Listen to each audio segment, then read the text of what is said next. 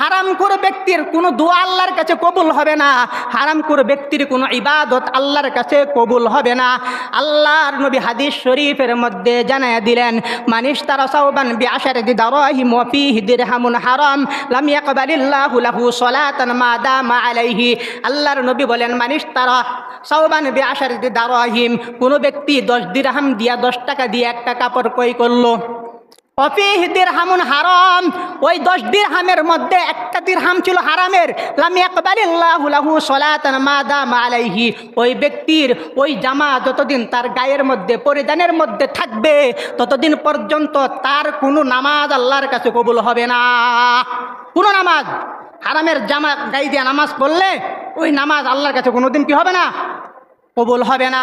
শুধু তাই নয়, ওই ব্যক্তি যদি মক্কায় বাইতুল্লাহ যদি চলে যায় হজ করার জন্য, যদি যায় আল্লাহর ডাকে, আল্লাহ লাব্বাইক আল্লাহুম্মা লাব্বাইক লা শারীকা লাকা লাব্বাইক ইন্নাল হামদা ওয়ান নি'মাতা লাকা ওয়াল মুলকা লা শারীকা লাকা লাব্বাইক, যদি যা ডাক দেয় আল্লাহ বাংলাদেশ থেকে আইছি তোমার দরবারে হাজির, আল্লাহ বলবে বান্দা এই হাজিরে কাজ হবে না, যাও বিমান ধরো উল্টা বাংলাদেশে চলে যাও, যায়া যার টাকা পয়সা, যার জায়গা জমি দখল করছো, যারা অন্যায়ভাবে আঘাত করছো, যার মনে কষ্ট দিছো, এই সব কিছু বুঝায় দিয়াও তাদের কাছ থেকে মাপ নিয়ে আসো, তারপরেই কেবল তোমার ডাক আমি আল্লাহ শুনবো, তার আগে তোমার কোনো ডাক আমি আল্লাহ শুনবো না। কথা বলেন ঠিক না বে ঠিক? শুনবো না। এই জন্যই আল্লাহর নবী বলেন, ইয়া আইয়ুহান নাস, ও লোক সকল, ইন্নাল্লাহা তাইয়্যিবুন লা ইয়াকবালু তাইয়্যিবা, আল্লাহ যেমন পবিত্র এমন পবিত্র জিনিসটাই আল্লাহ গ্রহণ করেন, আল্লাহ অপবিত্র না, আর অপবিত্র জিনিস আল্লাহ গ্রহণ করে না। সুম্মা যাকারার রাজুলু ইয়াতিলুস সাফার আশআস আকবার, কোনো ব্যক্তি তার চেহারাটা ধুলোমলিন, চুলগুলো উস্কো খুস্কো, ওই লোকটা বহুদূর পথ সফর করে পবিত্র কোনো এক জায়গায় গেল, ধরেন না বাইতুল্লাহে গেল, ওখানে যাইয়া ইয়ামুদ্দু ইয়াদাইয়া ইলাস সামা ইফায়াকুল, আকাশের দিকে হাত উঠাই আল্লাহর ডাকে, আল্লাহ ইয়া রব ইয়া রব ইয়া রব, ও আমার পালন কর্তা, ও আমার রব, ও আমার আল্লাহ। আল্লাহর নবী বলেন, এই যে লোকটা বহুদূর পথ সফর কইরা পবিত্র জায়গায় আইসা আকাশের দিকে হাত উঠাই আল্লাহর ডাকতেছে, ও আমার আল্লাহ, ও আমার আল্লাহ, অথচ তাকাইয়া দেখো ওমাত আমুহু হারাম ওমাশরাবুহু হারাম ওমালবাসুহু হারাম, ওই ব্যক্তির খাবার হারাম, ওই ব্যক্তির দানা পানি হারাম, ওই ব্যক্তির পোশাক আশাক সব হারাম, ওই ব্যক্তির মাল ইনকাম সব কিছু হারাম। কথা বলেন ঠিক না বেঠিক? সব কিছু হারাম। ফান্না ইউস্তাজাবু লিযালিক, যে ব্যক্তির সব কিছুই হারাম, হারামের দ্বারাই যে প্রতিপালিত, ফান্না ইউস্তাজাবু লিযালিক, ওই ব্যক্তির দোয়া আল্লাহর কাছে কেমন করে কবুল হবে? ওই ব্যক্তির দোয়া আল্লাহর কাছে কখনোই কবুল হতে পারে না। কথা বলেন ঠিক না বেঠিক? ওই ব্যক্তির দোয়া আল্লাহর কাছে কখনোই কি হবে না? কবুল হবে না। এই জন্য হারাম খাবার দাবার, আই ইনকাম, পোশাক আশাক যা কিছু আছে সব কিছু আমার হালাল হতে হবে, হালাল। যদি হারাম হয় একটা সেজদাও আল্লাহর কাছে কবুল হবে না, যদি হারাম হয় একটা হজও আল্লাহর কাছে কবুল হবে না, যদি হারাম হয় একটা দোয়া, একটা মোনাজাত আল্লাহর কাছে কবুল হবে না। ডাইরেক্ট কথা। কথা বলেন ঠিক না বেঠিক? আলহামদুলিল্লাহ الحمد لوليه والصلاة والسلام على من لا نبي بعده لا جلد بلد ولد جز ورز وعزم له ثم نشهد أن لا إله إلا الله وحده لا شريك له ونشهد أن سيدنا وسندنا وحبيبنا ومولانا محمدا عبده ورسوله الذي أرسله بالحق بشيرا ونذيرا وداعيا إلى الله بإذنه وسراجا منيرا أما بعد فقد قال الله تبارك وتعالى في كلامه المجيد وفرقانه الحميد أعوذ بالله من الشيطان الرجيم بسم الله الرحمن الرحيم يا أيها الذين آمنوا اتقوا الله ولتنظر نفس ما قدمت لغد واتقوا الله إن الله خبير بما تعملون قال النبي صلى الله عليه وسلم من فتح له منكم باب الدعاء فتحت له أبواب الرحمة أو كما قال عليه الصلاة والسلام وقال تعالى في شان حبيبه ومحبوبه آمرا ومخبرا إن الله وملائكته يصلون على النبي يا أيها الذين آمنوا صلوا عليه وسلموا تسليما সকলে দুরূদ ইব্রাহিম পড়ি اللهم صل على محمد وعلى آل محمد كما صليت على إبراهيم وعلى آل إبراهيم إنك حميد مجيد اللهم بارك على محمد وعلى آل محمد كما باركت على إبراهيم وعلى آل إبراهيم إنك حميد مجيد بارك الله لنا في القرآن العظيم ونفعنا وإياكم بالآيات والذكر الحكيم الحمد لله رب العالمين আলহামদুলিল্লাহ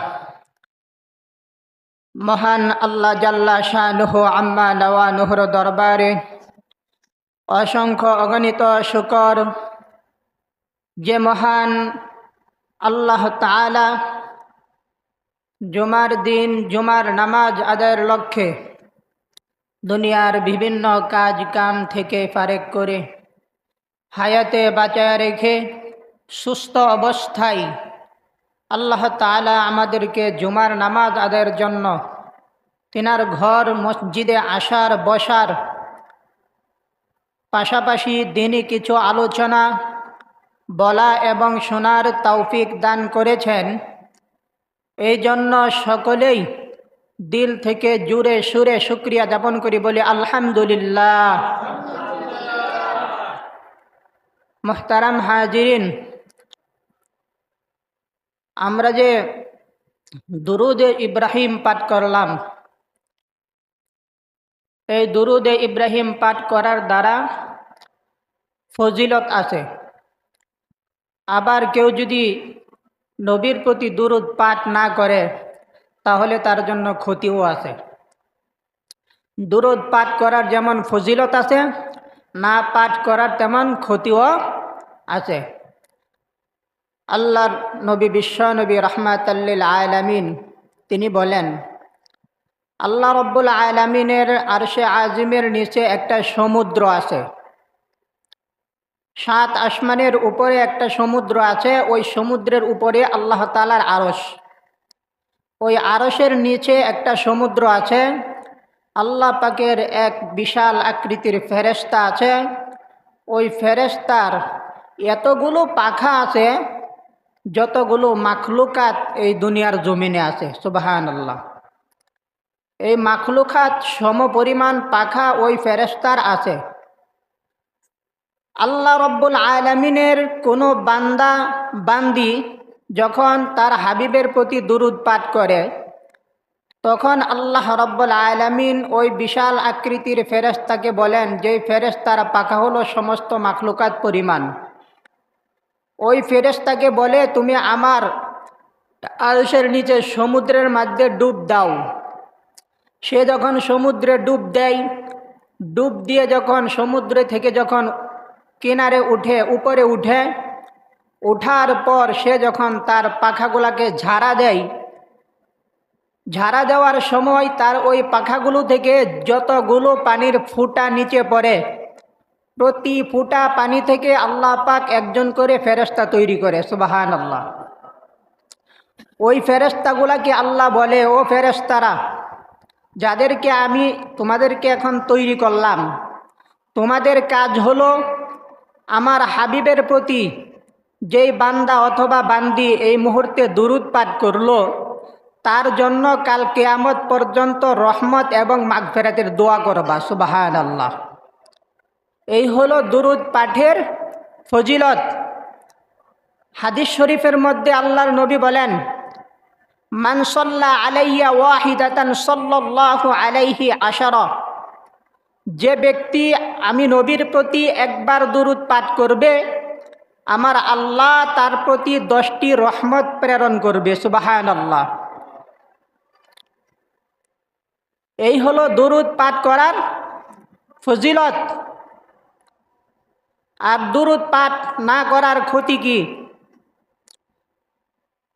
যখন আমরা নামাজ পড়ি, নামাজ পড়ার পর বা যখন কোনো বিষয়ে যখন আল্লাহ তাআলার কাছে যখন আমরা মোনাজাত করি, দোয়া করি, প্রার্থনা করি, ওই প্রার্থনা করার আগে যদি কোনো বান্দা বান্দি সে যদি দুরূদ পাঠ না করে এবং তার দোয়া শেষে যদি দুরূদ পাঠ না করে, তাহলে সে যেই দোয়াটা করলো, এই দোয়াটা আসমান জমিনের মধ্যবর্তী জায়গায় ঝুলন্ত অবস্থায় থাকবে, এই দোয়া আল্লাহর কাছে পৌঁছাবে না।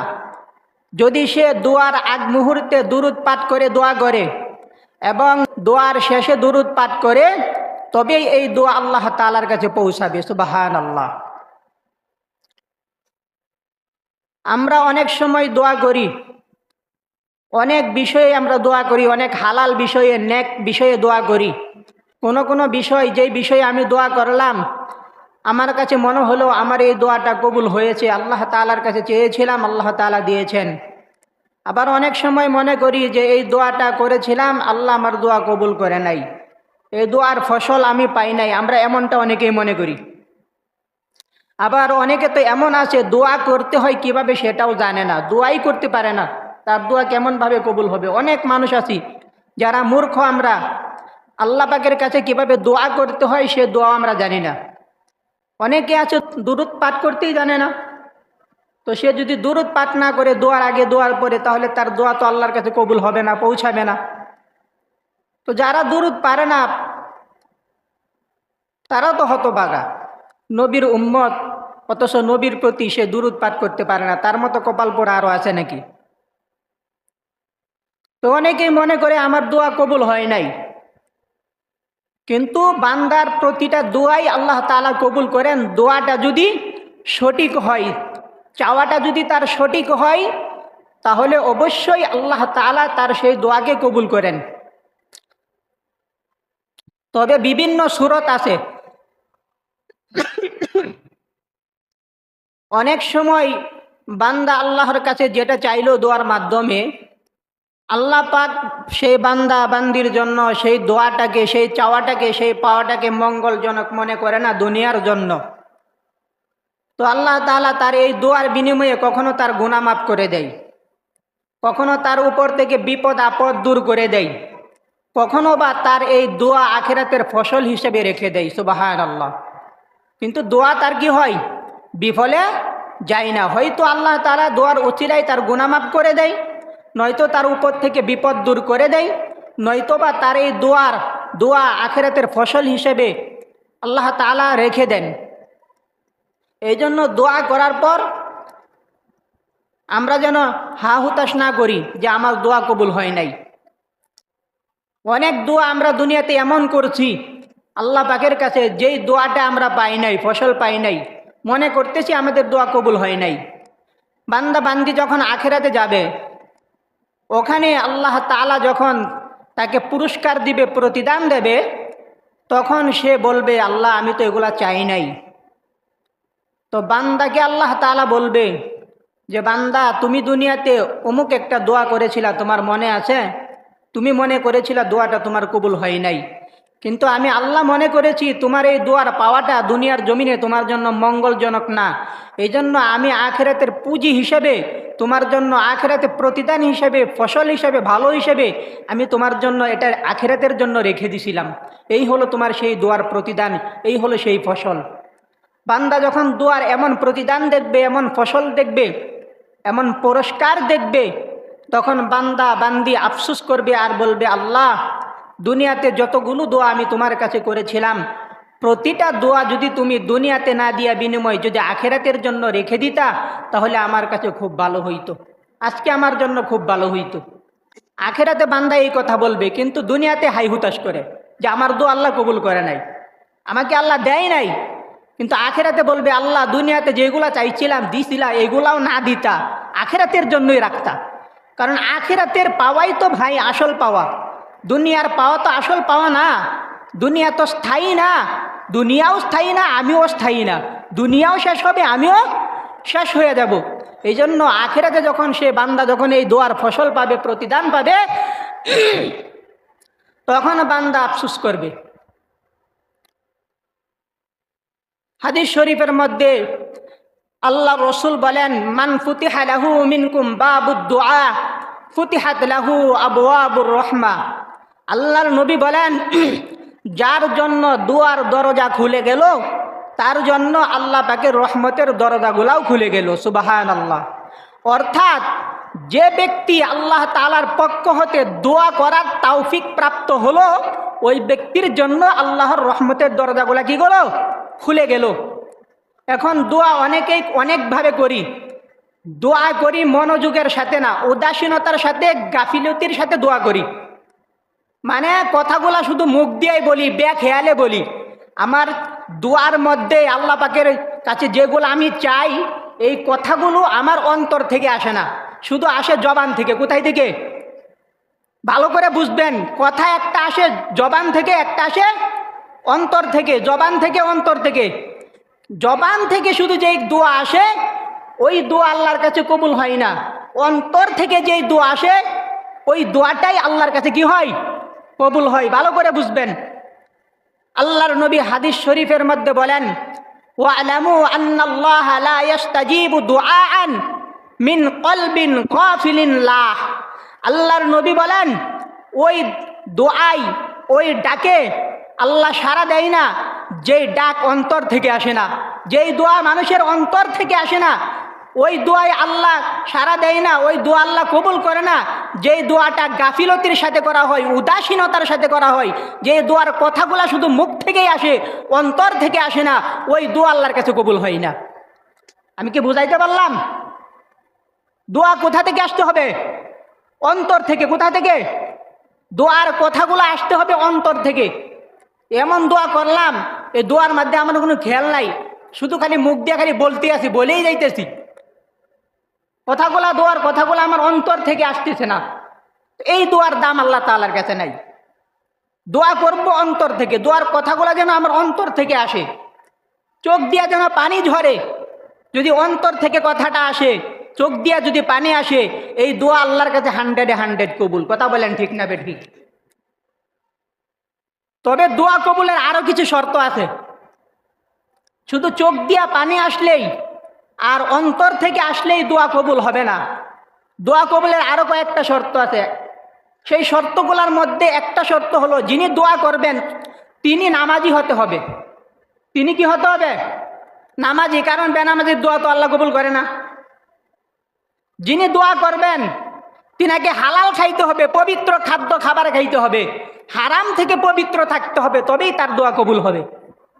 তাহলে শর্ত কয়টা?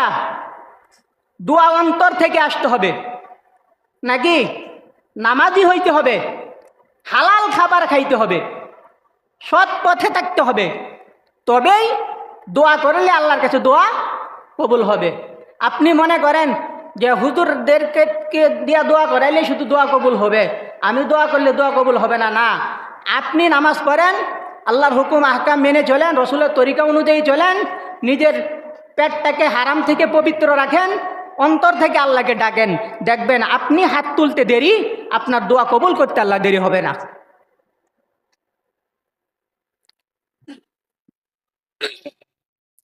তাহলে এই হলো দরুদ পাঠ করার নবীর প্রতি লাভ এবং ক্ষতি।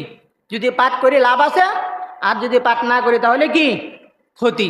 দোয়া যখন করব আল্লাহ তাআলার কাছে, দোয়ার আগে, হাত তোলার আগে একবার পড়ব দরুদ শরীফ, যখন আমার দোয়া শেষ হয়ে যাবে তখন আবার একবার পড়ব দরুদ শরীফ, তখনই আমার দোয়া আল্লাহর কাছে কবুল হবে। না হলে আমার এই দোয়া আসমান এবং জমিনের মাঝে ঝুলন্ত অবস্থায় থাকবে। কথা কি বুঝাইতে পারলাম? এবার আসেন মূল আলোচনায় যাই। ইয়া আইয়ুহাল্লাযীনা আমানুত্তাকুল্লাহ ওয়াল তানজুর নাফসুম মা কদ্দামাত লিগাদিন ওয়াত্তাকুল্লাহ ইন্নাল্লাহা খাবীরুম বিমা তা'মালুন। আয়াতের মধ্যে আল্লাহ তাআলা বলতেছেন, ইয়া আইয়ুহাল্লাযীনা আমানুত্তাকুল্লাহ, ও ঈমানদারেরা তোমরা আমি আল্লাহ তাআলাকে ভয় করো। ওয়াল তানজুর নাফসুম মা কদ্দামাত লিগাদ, প্রত্যেক মানুষের চিন্তা করা উচিত সে তার আখিরাতের জন্য কি পুঁজি সংগ্রহ করেছে, আখিরাতের জন্য কি পাঠাইছে, আখিরাতের জন্য কি প্রস্তুতি গ্রহণ করেছে, আখিরাতের জন্য কি কি নেক আমল করেছে। ওয়াল তানজুর নাফসুম মা কদ্দামাত লিগাদ, প্রত্যেকটা মানুষের এই বিষয়ে চিন্তা করা উচিত, কথা আমার না আল্লাহর। ওয়াত্তাকুল্লাহ, আমার আল্লাহ আবার বলতেছে আমি আল্লাহকে ভয় করো। ইন্নাল্লাহা খাবীরুম বিমা তা'মালুন, কেন আমি আল্লাহ তাআলাকে ভয় করবা? এই জন্যই আমি আল্লাহ তাআলাকে ভয় করবা, কারণ পৃথিবীর সকল কিছুর খবরাখবর আমি আল্লাহ তাআলার কাছে আছে। পৃথিবীর সকল কিছুর খবরাখবর আল্লাহ তাআলার কাছে আছে। এই জন্যই, যেহেতু সকল খবর আল্লাহর কাছে আছে, এই জন্যই আল্লাহ তাআলাকে ভয় করা। আল্লাহ তাআলাকে ভয় করে সামনের হায়াতের জিন্দিগি আমাদের যতদিন আছে আগায় নেওয়া। আহওয়ালে নাজিরুন ওয়া আমালে হাজিরুন। আহওয়ালে নাজিরুন, বান্দার সমস্ত অবস্থা যিনি দেখেন, বান্দার সকল অবস্থান যিনি দেখেন, বান্দা কোথায় যায় না যায়, কোথায় কি করে না করে, এই সকল অবস্থা বান্দার যিনি দেখেন তিনিই হলেন আল্লাহ। ওয়া আমালে হাজিরুন, বান্দার সকল কাজে কর্মে যিনি উপস্থিত থাকেন তিনিই হলেন আমার আল্লাহ। বান্দার সকল অবস্থা যিনি দেখেন তিনিই হলেন আল্লাহ, বান্দার সকল কাজে কর্মে যিনি উপস্থিত থাকেন তিনিই হলেন আল্লাহ। বান্দার সমস্ত অবস্থান দেখেনও আল্লাহ, বান্দার সকল কাজকর্মে উপস্থিত থাকেনও আল্লাহ। এই জন্যই আল্লাহ তাআলাকে ভয় করা। সকল খবরাখবর আল্লাহ তাআলা জানেন, আল্লাহ তাআলার জানার বাহিরে কোনো কিছু নাই। ওয়া ইনদাহু মাফাতিহুল গায়বি লা ইয়ালামুহা ইল্লা হু, আল্লাহ তাআলা বলেন গায়েবের যত খবর আছে সব খবরের চাবি হইল আমি আল্লাহর হাতে। আমি আল্লাহ সব গায়েবের খবর জানি। লা ইয়ালামুহা ইল্লা হু, আমি আল্লাহ ছাড়া এইগুলার বিষয়ে আর কেউ জানে না। ওয়া ইয়ালামু মা ফিল বাররি ওয়াল বাহরি, স্থল ভাগে আর জল ভাগে যা কিছু আছে সব কিছুর খবরও আমি আল্লাহ জানি। মা তাসকুতু মিন ওয়ারাকাতিন ইল্লা ইয়ালামুহা, জমিনের কোন গাছের কোন পাতাটা নড়তেছে কোন পাতাটা নড়তেছে না, গাছের কি পরিমাণ আছে, গাছের মধ্যে কি পরিমাণ পাতা আছে, কোন পাতা ঝরতেছে কোন পাতা ঝরতেছে না, কোন পাতা নড়তেছে কোন পাতা নড়তেছে না, কোন পাতা কাঁচা কোন পাতাটা হলুদ হয়ে গেছে, এই সকল কিছুর খবর আমি আল্লাহ তাআলার কাছে আসে। কথা বলেন ঠিক কিনা? কোন জমিনে কোন পানির নিচে, কোন খালে কোন বিলে কোন পুকুরে কোন নদীতে কোন সাগরে কোথায় কি পরিমাণ মাছ আছে, ওই মাছগুলা কার জালে উঠবে, কে কি পরিমাণ মাছ ধরবে, কি পরিমাণ খাবে, কি পরিমাণ বিক্রি করবে, এই মাছগুলা কোথা থেকে কোথায় আমদানি হবে রপ্তানি হবে, এই সকল কিছুর খবর কার কাছে আছে? কার কাছে আছে? এই সকল কিছুর খবর আল্লাহ তাআলার কাছে আছে। আল্লাহ আছে না নাই? আল্লাহ আছে না নাই? বিধর্মীরা যারা আছে তারা তো বলে দেয়ার ইজ নো গড, আল্লাহ বলতে কোনো কিছু নাই, কিন্তু মুসলমানকে এই কথা বলে আল্লাহ নাই। আল্লাহ আছে।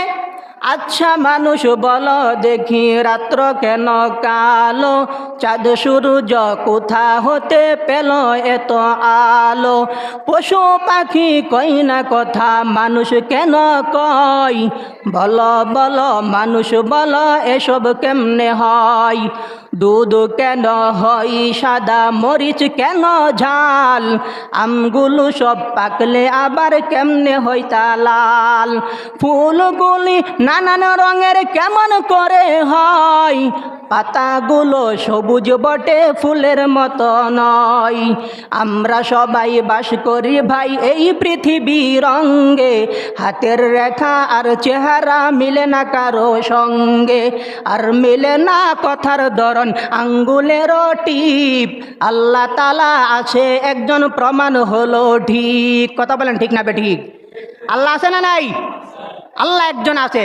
ওই আল্লাহ কি করে সব কিছু দেখে। তো বলতেছিলাম ইন্নাল্লাহা খবীরুম বিমা তা'মালুন, এই জন্য আল্লাহ তাআলাকে ভয় করা, কারণ পৃথিবীর সকল কিছুর খবরাখবর কার কাছে আছে? আল্লাহর কাছে আছে। কাল কিয়ামতের মাঠে বিচারের ময়দানে আল্লাহ তাআলার এই আসমান এই জমিন এই দিন এই রাত বান্দা বান্দির স্বার্থের বিপক্ষে সাক্ষী দিবে। যেই বান্দাটা দুনিয়াতে আল্লাহ তাআলার বাধ্য হয়ে চলেছে, ওই বান্দার পক্ষে এই জমিন সেদিন সাক্ষ্য দিবে। এই জমিন দুনিয়াতে যত পাপ করি আর গুনাই করি, এই জমিনের বাহিরে যায় তো আর করতে পারি না। কথা বলেন ঠিক না বেঠিক? জমিনের বাহিরে যায় করার সাধ্য আছে কারো? কারো সাধ্য নাই। আল্লাহ তাআলা কুরআনুল কারীমের মধ্যে জানায়া দিলেন, ইয়া মা'শারাল জিন্নি ওয়াল ইনসি ইন ইসতাতা'তুম আন তানফুযু মিন আকতারিস সামাওয়াতি ওয়াল আরদি ফানফুযু লা তানফুযুনা ইল্লা বিসুলতান فبأي آلاء ربكما تكذبان। আল্লাহ বলে, ইয়া মা'শারাল জিন্নি ওয়াল ইনসি ইন ইসতাতা'তুম আন তানফুযু মিন আকতারিস সামাওয়াতি ওয়াল আরদি ফানফুযু। আমি আল্লাহ বলে দিলাম, জিন এবং ইনসান যারা তোমরা আছো, যদি পারো, শক্তি থাকে, যদি ক্ষমতা যদি থাকে, তাহলে আমি আল্লাহর আসমান এবং জমিনের বাহিরে চলে যাও। ক্ষমতা আছে কারো? কারো ক্ষমতা নাই। আল্লাহ বলে, লা তানফুজুনা ইল্লা বিসুলতান, অবশ্য আমি আল্লাহর দেওয়া ক্ষমতা ছাড়া তোমরা সেটা কখনোই পারবা না। ফাবিআইয়ি আলাই রাব্বিকুমা তুকাজ্জিবান, সুতরাং তোমরা তোমার রবের কোন নিয়ামতকে অস্বীকার করবা? নিয়ামতের অস্বীকার করার কোনো কায়দা আছে? কোনো কায়দা নাই। তাহলে বলতেছিলাম, এই জমিন সেই দিন বান্দার স্বার্থের বিপক্ষে সাক্ষী দিবে। বান্দা যদি দুনিয়াতে আল্লাহর বাধ্য হয়ে চলে, যদি রসুলের তরিকা অনুযায়ী চলে, তাহলে এই জমিন সেদিন তার পক্ষে সাক্ষ্য দিয়া বলবে, আল্লাহ তোমার এই বান্দা তোমার এই জমিনে তোমার বাধ্য হয়ে চলেছে, তোমার হাবিবের তরিকা অনুযায়ী সে চলেছে। আল্লাহ তোমার এই বান্দা দুনিয়ার জমিনে তোমাকে ভয় করে নামাজ আদায় করেছে, রোজা রেখেছে, হজ করেছে, যাকাত দিয়েছে। আইবা আল্লাহ তোমার এই বান্দা দুনিয়ার জমিনে খুব নম্রভাবে চলাফেরা করেছে, এই সাক্ষ্যগুলা যখন জমিন ওই বান্দার ব্যাপারে যখন দিবে, ওই সাক্ষীগুলা ওই দিন বান্দা তার নিজের কানেই শুনতে পাবে। বান্দা যখন নিজের কানে যখন সাক্ষ্যগুলা শুনবে, ওই দিন বান্দা বড় খুশি হইয়া যাবে। ওই দিন এই বান্দা বড় খুশি হইয়া যাবে।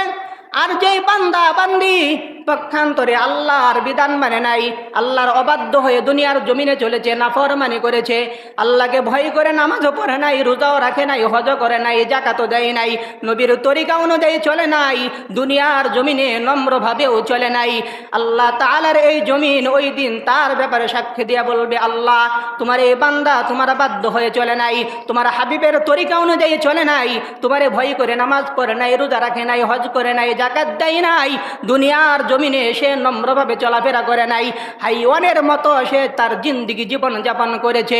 এই সাক্ষ্য যেদিন জমিন তার ব্যাপারে দিবে, ওই দিন ওই বদকার এই সাক্ষীগুলা তার নিজের কানে শুনতে পাবে এবং সেদিন সে অত্যন্ত দুঃখিত হবে, সেদিন সে অত্যন্ত কপাল পোড়া হবে। কথা বলেন ঠিক না ঠিক? এই জন্য দুনিয়ার জমিনে আল্লাহ তাআলার বাধ্য হয়ে চলা, রসুলের তরিকা অনুযায়ী চলা, দুনিয়ার জমিনে খুব নম্রভাবে চলাফেরা করা। নম্রভাবে যদি চলাফেরা না করি, কখনোই আমার জন্য দুনিয়া আখিরাতে কল্যাণকর হবে না, দুনিয়া আখিরাত আমার জন্য কল্যাণময় হবে না। আল্লাহ তাআলা কুরআনুল কারীমের মধ্যে জানায়া দিলেন, ওয়া ইবাদুর রহমানিল্লাযীনা ইয়ামশুনা আলাল আরদি হাওনা ওয়া ইযা খাতাবাহুমুল জাহিলুনা ক্বালু সালামা ওয়াল্লাযীনা ইয়াবিতুনা লিরাব্বিহিম সুজদাও ওয়া কিয়ামা। আল্লাহ তাআলা বলেন, ওয়া ইবাদুর রহমানিল্লাযীনা ইয়ামশুনা ফিল আরদি হাওনা, আমি আল্লাহ তাআলার রহমানের বান্দা যারা, আমি আল্লাহ, আমি দয়াময়ের বান্দা যারা, ওই বান্দা বান্দিগুলা দুনিয়ার জমিনে খুব নম্রভাবে চলাফেরা করবে। ওয়া ইযা খাতাবাহুমুল জাহিলুনা ক্বালু সালামা, যখন মূর্খ ব্যক্তিরা যখন তাদের সাথে তর্কে বিতর্কে আসবে, লাগতে আসবে, তখন তাদেরকে বলে দিবে, ক্বালু সালামা, তোমাদের জন্য আল্লাহর পক্ষ থেকে শান্তি কামনা করি। ওয়াল্লাযীনা ইয়াবিতুনা লিরাব্বিহিম সুজদাও ওয়া কিয়ামা, আল্লাহ তাআলার রহমানের দয়াময়ের ওই বান্দাগুলা যখন এই সুযোগ পাবে, সুযোগ পাওয়ার সাথে সাথে ওই বান্দা বান্দিগুলা রুকু এবং সিজদার মধ্যে দাঁড়িয়ে যাবে। কথাকার আল্লাহ তাআলার কথা। এই জন্য দুনিয়াতে আল্লাহর বাধ্য হয়ে চলা, রসুলের তরিকা অনুযায়ী চলা, খুব নম্রভাবে চলা। যদি নম্রভাবে যদি চলতে না পারি, আমার জন্য কল্যাণকর হবে না। আল্লাহর নবী হাদিসের মধ্যে বলেন, মান ইউহরামুর রিফকা ইউহরামুল খাইর, যে ব্যক্তি নম্রতা থেকে বঞ্চিত, সে সকল প্রকার কল্যাণ থেকে বঞ্চিত। যদি কল্যাণ পাইতে চাই, যদি ভালো পাইতে চাই, তাহলে আমাকে নম্রতা অবলম্বন করতে হবে। আমাদেরকে কি করতে হবে? নম্রতা অবলম্বন করতে হবে। এই জন্য সর্বপ্রথম আল্লাহ তাআলার ভয়ে আমাদের অন্তরের মধ্যে ঢুকাইতে হবে। সকল কিছুর মূল হলো আল্লাহ পাকের ভয়। আল্লাহ পাকের ভয় যদি আমার অন্তরে থাকে, এই ভয় আমাকে নেক কাজের দিকে নিয়ে যাবে। আর যদি আল্লাহ পাকের ভয় আমার ভিতরে না থাকে, তাহলে আমাকে শয়তান গুনার কাজের দিকে নিয়ে যাবে। কথা বলেন ঠিক না ঠিক? ফকি আবুল আইস সমরকন্দি রহমাতুল্লাহি আলাইহি বলেন, কোনো মানুষের অন্তরের ভিতরে তাকওয়া আছে কিনা, ভয় ভীতি আছে কিনা, যদি যাচাই করতে চাও, পরীক্ষা করতে চাও, তাহলে তার 7টা আলামতের প্রতি লক্ষ্য করো। যদি এই আলামতগুলা তার জীবনচারণে, তার চলাফেরায়, উঠা বসায়, তার ভাব ভঙ্গিমায় যদি এই আলামতগুলা পাওয়া যায়, তাহলে বুঝবা ওই লোকটার ভিতরে আল্লাহ পাকের ভয় আছে, ওই লোকটা তাকওয়াওয়ালা। 1 নম্বর আলামতের কথা বলেন। 1 নম্বর আলামত হলো বান্দার অন্তরের সাথে সম্পৃক্ত। বান্দা তার এই অন্তর দিয়া কোনো মানুষকে হিংসা করবে না। বান্দা তার এই অন্তর দ্বারা কোনো মানুষের সাথে অহংকার করবে না, হিংসা করবে না। হিংসা তো আমাদের অন্তরে ভরপুর, এমন হিংসা আমাদের ভিতরে। আল্লাহর নবী হাদিস শরীফের মধ্যে বলেন, ইয়াকুম ওয়াল হাসাদা ফা ইন্নাল হাসাদা ইয়াকুলুল হাসানাতি কামা তাকুলুন নারুল হাতাব। হিংসা থেকে দূরে থাকো, কারণ হিংসা হলো এমন একটা জিনিস, হিংসা তোমার নেক আমলগুলাকে ধ্বংস করে দেবে।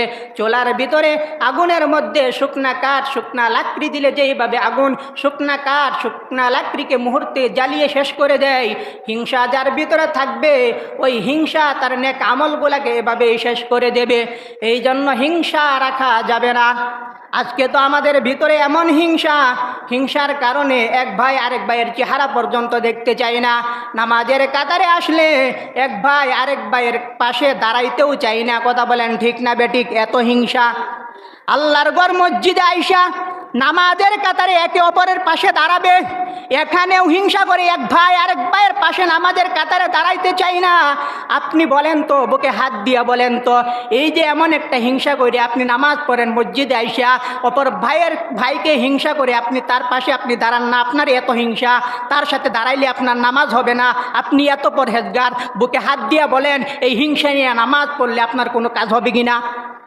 কোনো কাজ হবে কিনা? যারা পরিমাণ হিংসা নিয়ে যদি কোনো ব্যক্তি যদি কবরে চলে যায়, প্রথম দেখায় আল্লাহর জান্নাতের মেহমান সে হতে পারবে না, তারা জাহান্নামে যাওয়া লাগবে। কথা বলেন ঠিক না বেঠিক? জাহান্নামে যাওয়া লাগবে।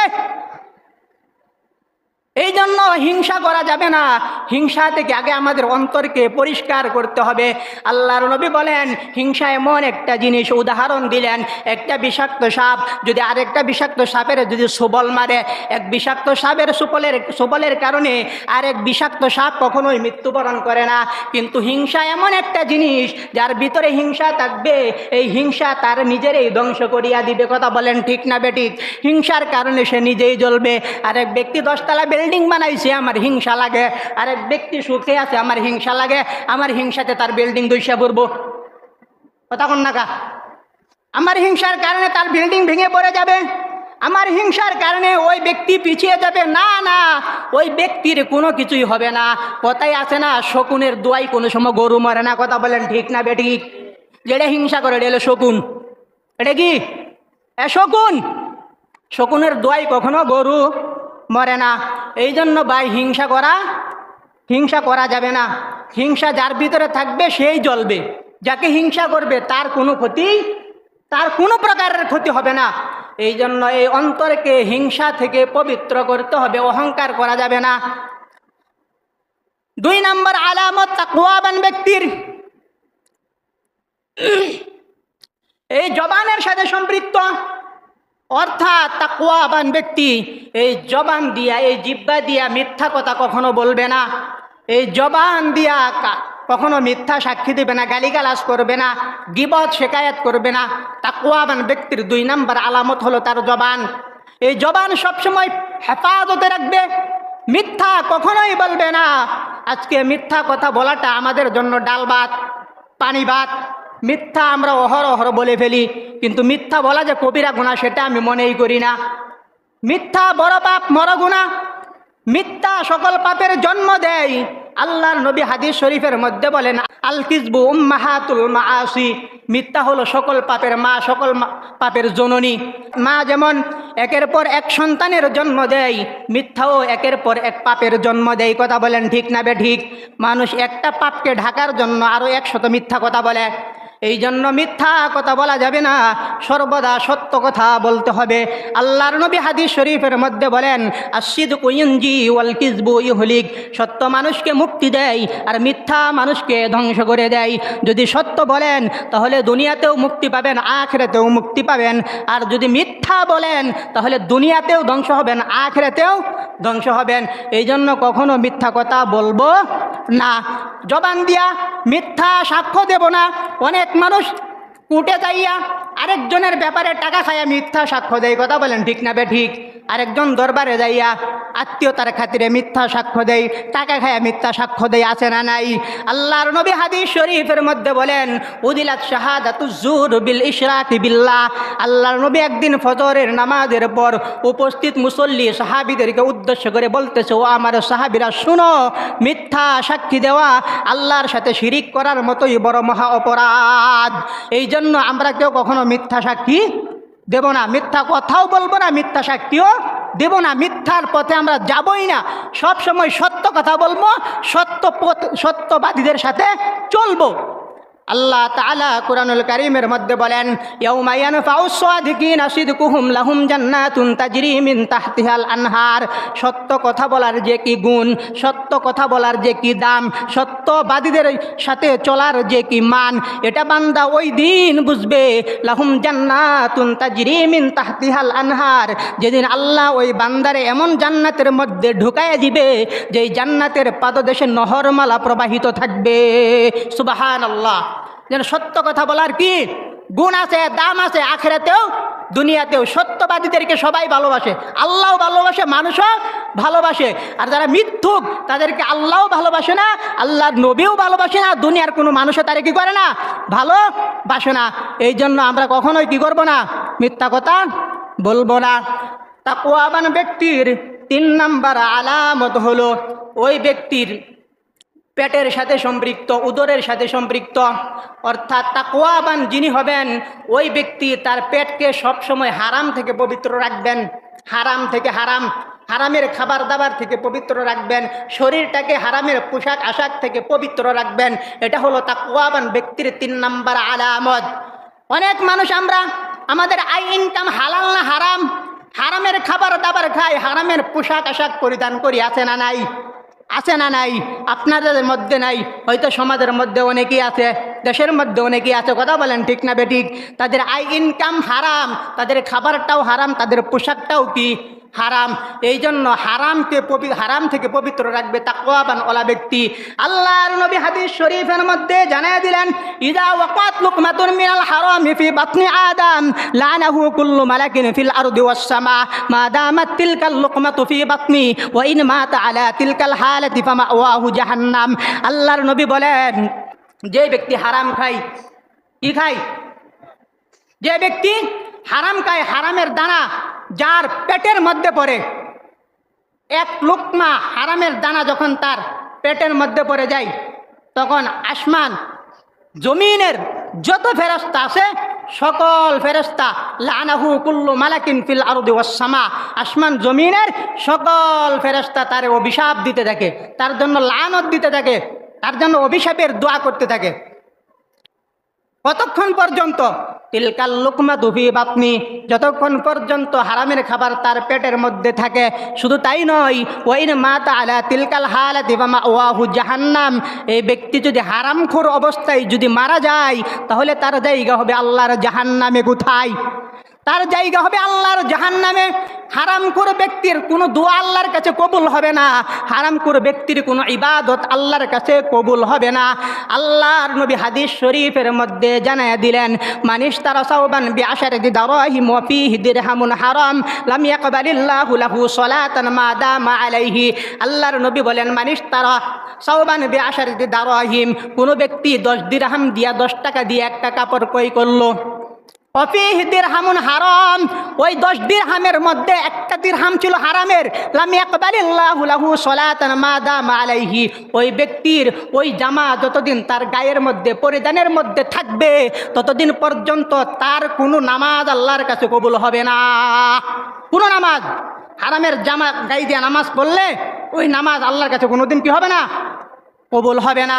শুধু তাই নয়, ওই ব্যক্তি যদি মক্কায় বাইতুল্লাহ যদি চলে যায় হজ করার জন্য, যদি যায় আল্লাহর ডাকে, আল্লাহ লাব্বাইক আল্লাহুম্মা লাব্বাইক লা শারীকা লাকা লাব্বাইক ইন্নাল হামদা ওয়ান নি'মাতা লাকা ওয়াল মুলকা লা শারীকা লাকা লাব্বাইক, যদি যে ডাক দেয় আল্লাহ বাংলাদেশ থেকে আইছি তোমার দরবারে হাজির, আল্লাহ বলবে বান্দা এই হাজিরে কাজ হবে না, যাও বিমান ধরো উল্টা বাংলাদেশে চলে যাও, যায়া যার টাকা পয়সা, যার জায়গা জমি দখল করছো, যারা অন্যায়ভাবে আঘাত করছো, যার মনে কষ্ট দিছো, এই সব কিছু বুঝায় দিয়াও তাদের কাছ থেকে মাপ নিয়ে আসো, তারপরেই কেবল তোমার ডাক আমি আল্লাহ শুনবো, তার আগে তোমার কোনো ডাক আমি আল্লাহ শুনবো না। কথা বলেন ঠিক না বে ঠিক? শুনবো না। এই জন্যই আল্লাহর নবী বলেন, ইয়া আইয়ুহান নাস, ও লোক সকল, ইন্নাল্লাহা তাইয়্যিবুন লা ইয়াকবালু তাইয়্যিবা, আল্লাহ যেমন পবিত্র এমন পবিত্র জিনিসটাই আল্লাহ গ্রহণ করেন। আল্লাহ অপবিত্র না, আর অপবিত্র জিনিস আল্লাহ গ্রহণ করে না। সুম্মা যাকারার রাজুলু ইয়াতিলুস সাফার আশআস আকবার, কোনো ব্যক্তি তার চেহারাটা ধুলোমলিন, চুলগুলো উস্কো খুস্কো, ওই লোকটা বহুদূর পথ সফর করে পবিত্র কোনো এক জায়গায় গেল, ধরেন না বাইতুল্লাহ গেল, ওখানে যাইয়া ইয়ামুদ্দু ইয়াদাইয়া ইলাস সামাই ফায়াকুল, আকাশের দিকে হাত উঠাই আল্লাহর ডাকে, আল্লাহ ইয়া রব ইয়া রব ইয়া রব, ও আমার পালনকর্তা, ও আমার রব, ও আমার আল্লাহ। আল্লাহর নবী বলেন, এই যে লোকটা বহুদূর পথ সফর কইরা পবিত্র জায়গায় আইসা আকাশের দিকে হাত উঠাই আল্লাহর ডাকতেছে, ও আমার আল্লাহ, ও আমার আল্লাহ, অথচ তাকাইয়া দেখো, ওমা তা'আমুহু হারাম ওমা শরাবুহু হারাম ওমা মালবাসুহু হারাম, ওই ব্যক্তির খাবার হারাম, ওই ব্যক্তির দানা পানি হারাম, ওই ব্যক্তির পোশাক আশাক সব হারাম, ওই ব্যক্তির মাল ইনকাম সব কিছু হারাম। কথা বলেন ঠিক না বেঠিক? সব কিছু হারাম। ফান্না ইউস্তাজাবু লিযালিক, যে ব্যক্তির সব কিছুই হারাম, হারামের দ্বারাই যে প্রতিপালিত, ফান্না ইউস্তাজাবু লিযালিক, ওই ব্যক্তির দোয়া আল্লাহর কাছে কেমন করে কবুল হবে? ওই ব্যক্তির দোয়া আল্লাহর কাছে কখনোই কবুল হতে পারে না। কথা বলেন ঠিক না বেঠিক? ওই ব্যক্তির দোয়া আল্লাহর কাছে কখনোই কি হবে না? কবুল হবে না। এই জন্য হারাম খাবার দাবার, আই ইনকাম, পোশাক আশাক যা কিছু আছে সব কিছু আমার হালাল হতে হবে, হালাল। যদি হারাম হয় একটা সেজদাও আল্লাহর কাছে কবুল হবে না, যদি হারাম হয় একটা হজও আল্লাহর কাছে কবুল হবে না, যদি হারাম হয় একটা দোয়া, একটা মোনাজাত আল্লাহর কাছে কবুল হবে না। ডাইরেক্ট কথা। কথা বলেন ঠিক না বেঠিক? তাকওয়াবান ব্যক্তির আরেকটা আলামত হলো তার চোখের সাথে সম্পৃক্ত। তাকওয়াবান ব্যক্তি এই চোখ দিয়া হারাম কিছু দেখবে না, না জায়েজ কোনো কিছু দেখবে না, না জায়েজ কোনো কিছু দেখে এই চোখগুলারে সে পরিতৃপ্ত করবে না, শান্ত করবে না। সব সময় না জায়েজ জিনিস থেকে তার এই চোখগুলারে হেফাজতে রাখবে। কোনো ব্যক্তি বান্দা বান্দি যদি এই চোখ দিয়া না জায়েজ জিনিস দেখে সে যদি তার এই চোখগুলারে জোড়াই শান্ত করে, আল্লাহর নবী বলেন, মাম্মালা আইনাহু মিনাল হারাম মালা আল্লাহু তাআলা ইয়াউমাল কিয়ামতি আইনাহু মিনান নার, আল্লাহ তাআলা কাল কিয়ামতের মাঠে তার এই চোখ দিয়া, যেই চোখ দিয়ে হারাম জিনিস দেখলো, ওই চোখের ভিতরে জাহান্নামের আগুন ঢুকাইয়া দিবেন। আউযুবিল্লাহ। কি ঢুকাই দিবে? জাহান্নামের আগুন ঢুকাই দিবে। মুসল্লি আসেন তো, দেখি তো, জানি তো, হ্যাঁ, টিভির সামনে তো টেনে মসজিদে আয়েন, আবার নি সালাম ফিরাই নিয়ে টিভির সামনে যায় বন পর্দার মধ্যে, দেখি তো, আমি দেখি তো, দেখি, হ্যাঁ, নামাজ পড়ে কি করবেন? এই যে আল্লাহ বলছে জাহান্নামের আগুন কিন্তু চোখের ভিতরে ঢুকাই দিব, বুঝছেন? তাকওয়ামান ব্যক্তির আরেকটা আলামত হলো তার হাতের সাথে সম্পৃক্ত। তাকওয়াবান ব্যক্তি তার এই হাত দিয়া অন্যায় কোনো কিছু করবে না, নাজায়েজ কোনো কিছু ধরবে না, কাউকে অন্যায়ভাবে এই হাত দিয়ে মারবে না, প্রহার করবে না। এই হাতকে, এই জবানকে সে সব কিছু দিকে পবিত্র রাখবে। আল মুসলিমু মান সালিম আল মুসলিমুনা মিন লিসানিহি ওয়া ইয়াদিহি, খাঁটি মুসলমান তো ওই ব্যক্তি যার হাত, যার মুখ থেকে অপর মুসলমান ভাই নিরাপদ থাকে। কথা বলেন ঠিক না বেঠিক? এই হাত, এটাও কিন্তু আল্লাহর কাছে সাক্ষী দিবে। হাসরের মাঠে তো মানুষ হাসরের মাঠের অবস্থা দেখিয়া তখন মিথ্যা কথাও বলা শুরু করবে। এই জন্যই আল্লাহ তার মুখটার মধ্যে মোহর মারবে, ওই দিন প্যারাগ মারবে, যাতে মিথ্যা কথা বলতে না পারে। আল্লাহ বলবে, আল ইয়াউমা নাখতিমু আলা আফওয়াহিহিম ওয়া তুকাল্লিমুনা আইদিহিম ওয়া তাশহাদু আরজুলুহুম বিমা কানু ইয়াকসিবুন। আজকে তোমার মুখ আমার সাথে কথা বলবে না, আজকে তোমার মুখের মধ্যে মোহর মেরে দিলাম। আজকে কথা বলবে তোমার হাত, কথা বলবে তোমার পা, কথা বলবে তোমার শরীর, কথা বলবে তোমার শরীরের চামড়া। কথা বলেন ঠিক না বেঠিক?